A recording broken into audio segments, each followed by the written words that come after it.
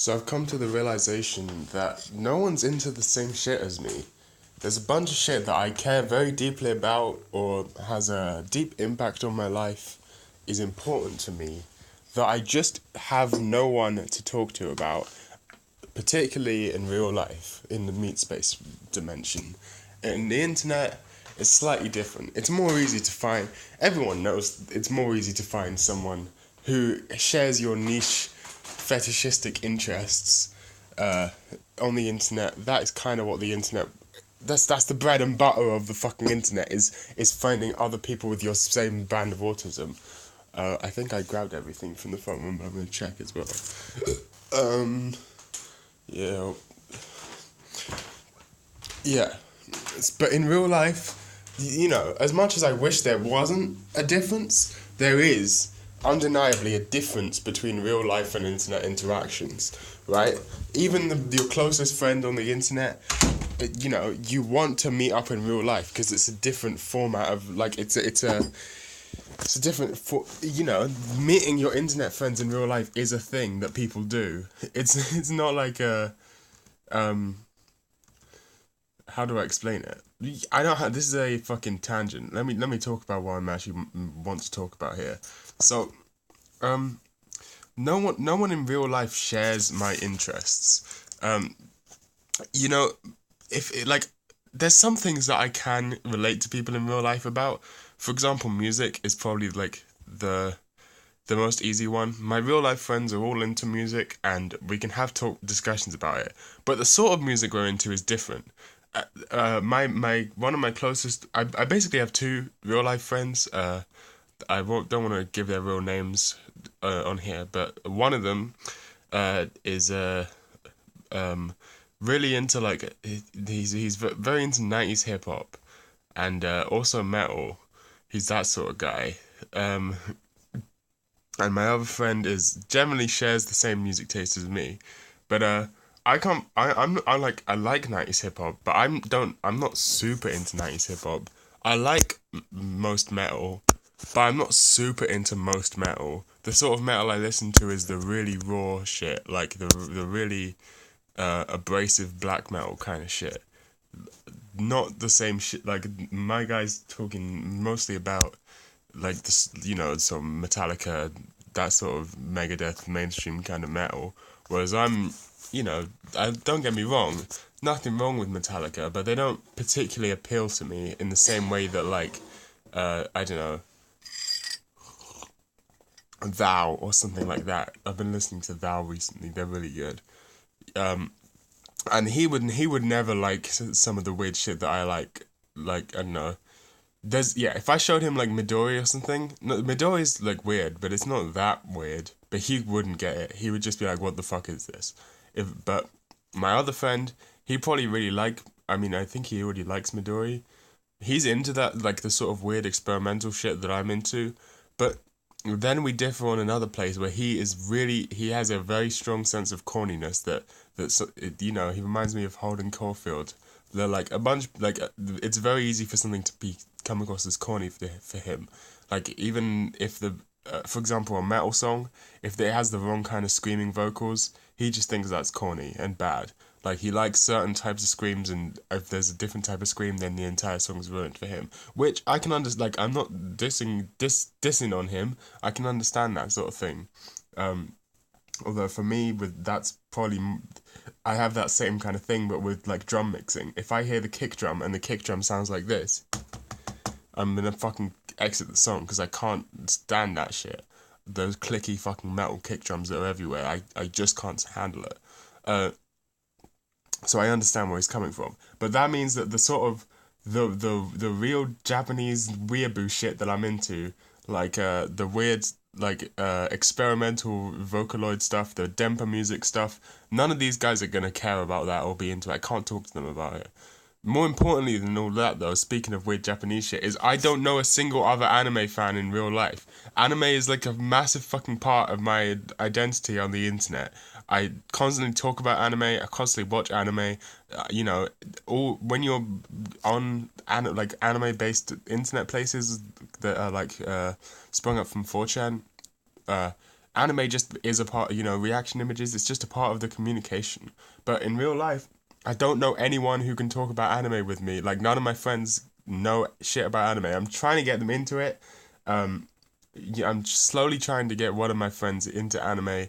I made him watch Serial Experiments Lain. I made him watch Evangelion. I made him watch Cowboy Bebop. He really liked Bebop. I'm thinking of making him watch Night is Short, Walk on Girl, because he would, seems like, or something else by Masaaki Yuasa, because he's like a film buff. He really likes that sort of experimental cinema shit. So I'm trying to get him in on that, the high class shit, But other than him, my other friend, he's only ever watched the Ghost in the Shell movie and One Punch Man. I think that's the only two animes he's ever seen. So I can't talk about anime with anyone in real life, despite the fact that I constantly want to talk about anime because I think about it a lot. Like when I was watching through all of the Monogatari series, and that was all I was thinking about was Monogatari and like what it meant, because it's the sort of show you can think about for weeks.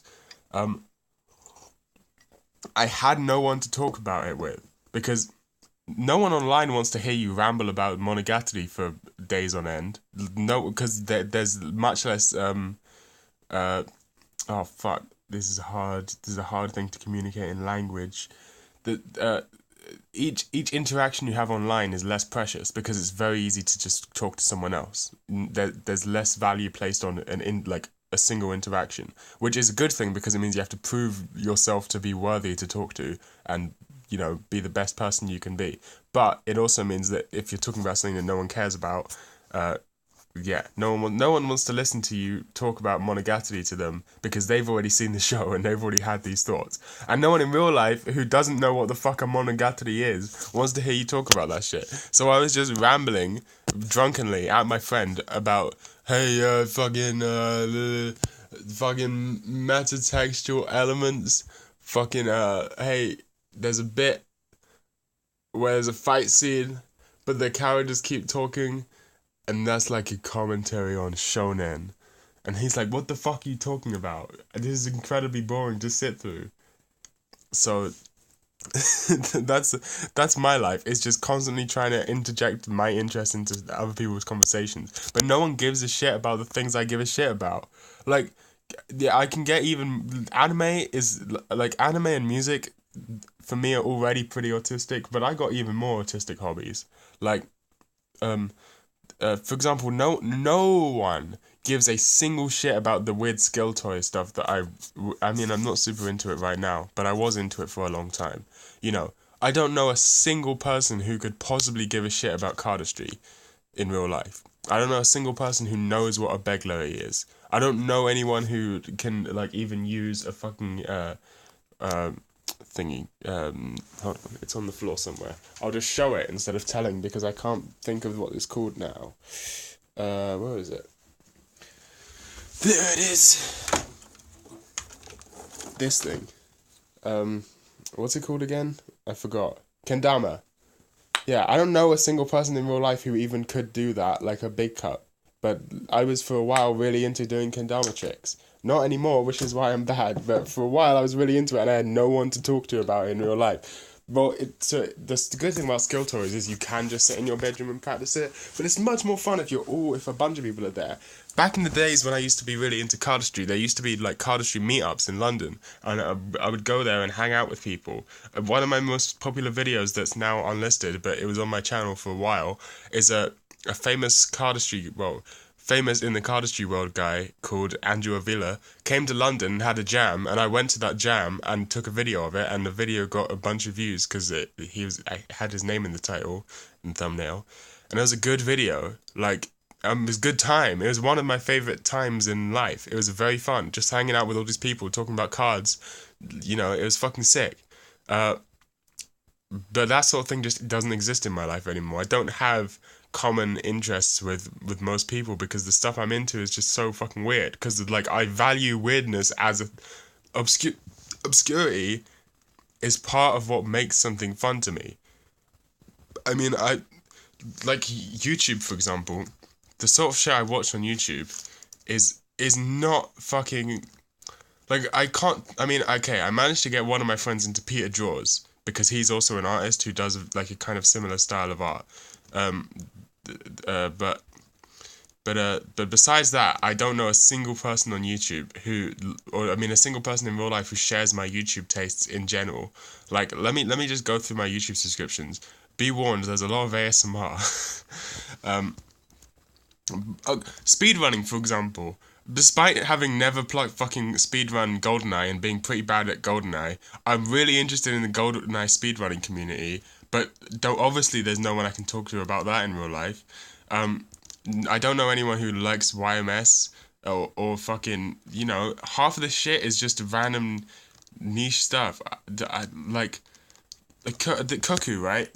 This guy was almost on my 3x3 because he just does really, really long videos. Normally, he's doing a video every day for January, and they're much shorter. But no, most of his videos are really, really long, in-depth synthesizer reviews, right? Where he goes through, for example, here's one with the OPZ, which just came out recently, and it's an hour and 30 minutes of him just fucking around with this synthesizer. It's a bit more than the synthesizer, but fucking around with this OPZ, and just like teaching people how to do it, basically. And this guy's one of my favorite YouTubers. His videos are incredibly comfy. His music is good.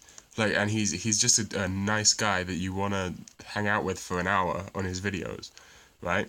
Like, this is fucking sick. He did a whole series about, like, him completely reinventing his life setup from the ground up and going through every synth he had, picking the advantages and disadvantages and selecting which ones he'd use for his life setup. And it's sick. It's this fucking sick video series.